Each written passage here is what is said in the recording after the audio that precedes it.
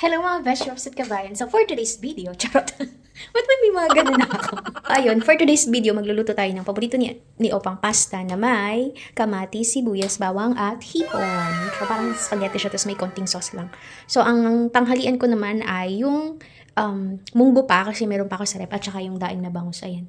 Medyo frozen pa sila, kaya pinag-swing ko muna sila dyan mga best shops. So, umpisahan natin ang pagluluto kasi 11:38 na. Unahin natin ang prito, daing. Kasi yung pasta, gusto ni Opa, mainit na mainit. Ayoko naman ng ganun. And speaking of, wala pa pala akong kanin, kaya ako magsaing mga besh.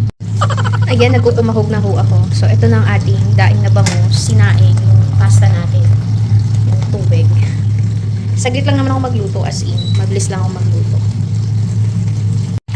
Ang bango ng daing ng bangus mga besh, yung kakaluto. Tapos may partner na munggo, tapos may kanin. Sarap. So, wala na kasi akong ibang makakontent dito kasi tingnan nyo, umuulan na naman sa labas, kaya baka siguro na ako mag-grocery. So, ganyan, antay lang kami kailan kakain, matutulog. Nakakainit din, pero okay lang, 6 months na lang. Kaya yung nagsasabi sa akin, huwag akong umuwi. Uuwi ako. Uuwi ako ng Pilipinas. So, nalamit ko, ayun na, lumabas ang aking kanin. So, ayan na nga, nagkukuluan na ang ating mga niluluto. Mag-umpisa na tayo gumawa ng ating pasta sauce para kay Ed. So, gusto ko yan tostado. At ang ating kanin, sarap. Ayan na nga, besh, naglagay na ako ng olive oil para dito sa sauce ng pasta ni Opa. Pag nagluluto ako ng pasta or itlog or something ginisa para kay Opa, olive oil ang ginagamit ko para health. Pero pag ganito, prito-prito, syempre, vegetable oil ang ginagamit ko. Ayan. So, para sa sauce ko ng pasta ni Opa, lagyan natin sibuyas at bawang. Iisa natin. Sunod na natin yung kamatis. Wow! Tapos, lagyan natin ang konting coffee. Okay, pangkalasa. Ito mga herbs. Siyempre, salt. Lagyan natin yung pasta. Gusto ni Opa, malambot na malambot yung pasta. Ayaw niya ng al dente. Lagyan natin hipon.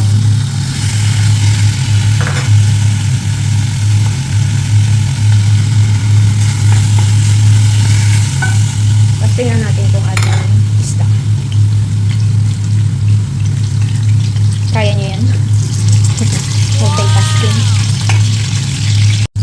Lagyan natin yung sauce. Ayaw niyo pa na masyadong marami. So, pakunti lang. Sarap, diba? Hintay lang natin maluto yung pasta bago natin lagay. Lagay na natin yung pasta. Malambot na siya eh. A few moments later. So, ayan yung lunch namin ni Opa. Ito yung kanya pala. So, nilagyan ko ng dried basil leaves. So, that's all. A few moments later. Pagtapos kumain, dessert. Ito na lang ang dessert ni Opa. Wala na akong dessert. Kailangan pumunta ng grocery para bumili ng prutas. At saka, pag spaghetti yung pagkain niya sa lunch, nagdadagdag talaga siya. Masasarapan siya dun. So, ayun ang dessert ni Opa. Ito ngayon, ayan mamaya. Hinati ko na lang kasi ayoko talagang pumunta sa grocery ngayon dahil maulan at mahangin. Later. So, mga beshwap, napakahangin po. Akala ko itapos ng aking video for today. Hindi pa pala. So, umaraw na. Pupunta na ako sa grocery kasi bukas maulan pa rin tapos sa Sunday. So, ayan o. Apakahangin. Diyos ko, Mio Marimar. Oh, kakatakot. Alam nyo ba mga beshwap, sobrang delikado pag malakas ang hangin kasi mga naglalaglagan yung sanga ng puno. Katulad nyo, no, ilang dami ko nang naalis sa daan. Ayan o. Yung mga tuyong sanga naglalaglagan kasi ang lakas talaga ng hangin ngayon. Buti nga, maraw-araw eh. Kala ko di na aaraw. Eh, wala nang prutas si Opa. Nasanay na siya na ang dessert niya is prutas. Mas maganda naman yun para mas healthy kaysa yung frozen o yung may nalagay na matamis. Kaya talagang lumalakas si Opa, di ba? Tapos lagi pang fresh yung pagkain, hindi yung iniinit-init lang, ganun. Ayun, sabi ko sa kanya, tatagal pa siya hanggang 95 years old. Abay, tuwang-tuwa naman. Parang bata. Lapit-lapit na. So, ayun, pagdating ko sa grocery, syempre, hanapin natin ang ating listahan at iniwan ko na lang sa isang tabi ang aking step at ang cart kasi di naman yan mawawala. Ganun ang ginagawa ko para makapag-video ko habang nag-grocery. At saka gumagawa talaga ako ng listahan para hindi ko makalimutan yung mga bibilin. Kasi nga ni, ang layo naman ng aking alakarin, 15 minutes pa. O edi balikan ay 30 minutes. Buti na lang at may step mga beswap. Bakit laging tatlo lang natitira dito? Laging tatlo lang natitira sa paborito ko. Oh my gosh. Mukhang mabigat-bigat na naman ang aking bibit-bitin. So kailangan ko ng tissue at pasta na lang. Tapos mapapalaban na cash. Daming bit-bit ni Inday. Nakasil yung kape ni Opa. So, bibilin ko na ito. Kape ni Opa yan. Later. Pagod na naman, oh. Buti na lang 60 euro hiningi ko pera kay Opa kasi may 20 pa ako. Abay, kulang. 79 plus itong pinamili ko. Buti may 20 pa akong pera. So, mahingi na lang kay Opa kasi nakasil yung kape niya. Bumili na ako ng marami. Mahirap kasi hanapin yung kape niya, mga beshwap. So, naambon-ambon kanina pero huminto na. Lalakad na lang ako kasi super bigat ng aking dala. May milon, may pakwan. Hindi ko na nga nakuha yung orange at saka yung mangga ko eh. Pero meron naman akong chicharon, tsaka pastel dinata. Ewan ko ba, but favorite ko ngayon yung Portuguese na na yun, pastry. Para siyang egg pie, pero mas light siya sa egg pie. As in, so, ay po yung aking alakarin, hindi na ako makapag-step. Akagin ko na lang siya. Medyo traffic ngayong oras na to. So, ayan. Ligpitin na natin ang aking mga pinamili. So, yun lang ho for today's video mga beshwap. And lagi natin tatandaan, always be good and choose to be good. And please, naman po, paki-like, share, and follow naman ang aking video mga bes. And that's it for today. Bye for now. The next day. Hello mga beshwaps at kabayan. For today's video, ayan ang aking ulam. Ham, tapos egg with yung pansit, tapos may kanin ako. Ito naman ang kakainin ni Opa is asparagus. In-order niya yan sa restaurant. May soup yan. Tapos maulan na naman. So, and ito ang dessert ni Opa later. Strawberry melon at saka watermelon. Nilalagay ko sa rin para lumamig siya mga beshiwaps. Wala mo ibang gagawin kundi ayan, magluto. Diyan ko na din ininit yung kanin ko para di na ako maglagay sa microwave. So, ito ay itlog na puti tsaka itlog na dilaw. Yung nilaga, tapos pinaghiwalay, ganun. Tapos may soup yan sa loob. Tapos mamaya papakita ko sa inyo, may ham din yung asparagus niya. Ayan ang aking pagkain. So, gutom yata ang aking alaga kasi nagmamadali siya. 11:50 pa lang kakain na kami. A few moments later. Tapos na ako kumain, alaga ko hindi pa. Ini-enjoy niya yung food niya. Sabi ko, enjoy mo lang yan. It's okay. Take your time. Hindi ko yung pinagmamadali pag kumakain. Kasi medyo mabagal na talaga siya kumain. So ako laging nauna matapos kumain. Nantay ko na lang siya. Later. At napakataas ng araw mga besh. At stress ng tanghali or ng hapon.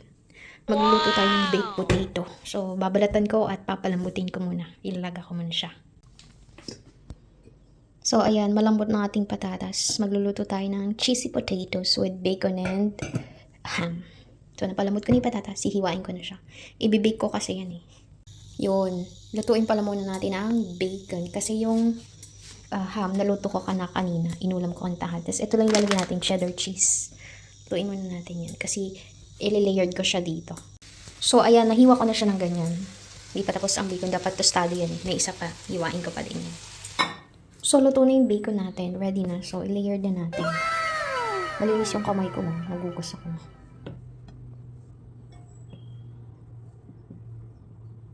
Wala kasi akong yung Pyrex na manipis. So, ayan. Lagay na natin ating bacon. Bacon. Ham pala to. Tapos, ang bacon. Maghiwa-hiwalay kayo.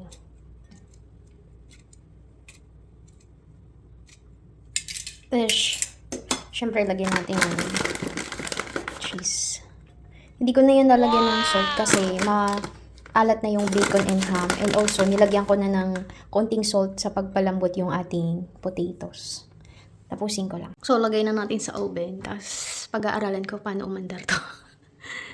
Ito. Paano ba ito? Google ko na lang. Grabe, tagal ko siya bago napaandar. My God. Parang 10 minutes. Kaloka. A few moments later. Ayan na, luto na ating cheesy potato with bacon and ham. As in, saglit lang yan. Parang tinunaw ko lang yung cheese. Mga 5 to 10 minutes lang as in. Sarap. Tara mga besh at kita yung makakain. Sayang yung prituhan ko ng bacon. Kaya sinagad ko na yung konting kanin para bukas almusal. Tikman na natin mga besh. Tikman ko muna siya. Para sa akin lang to kasi ayaw ni Opa ng pork. Anything with pork, ayaw niya. Hindi ko mapakita sa inyo. Wow! Ooh.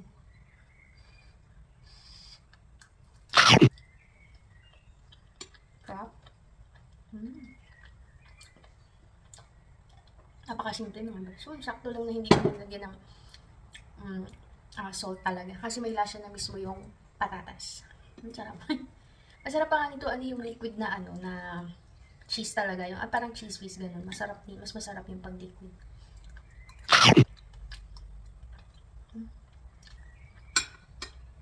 Ayun. Siya din ako. Yung pagkain ni Opa, soup. Tapos ito sa akin. Tara at makain mga besh.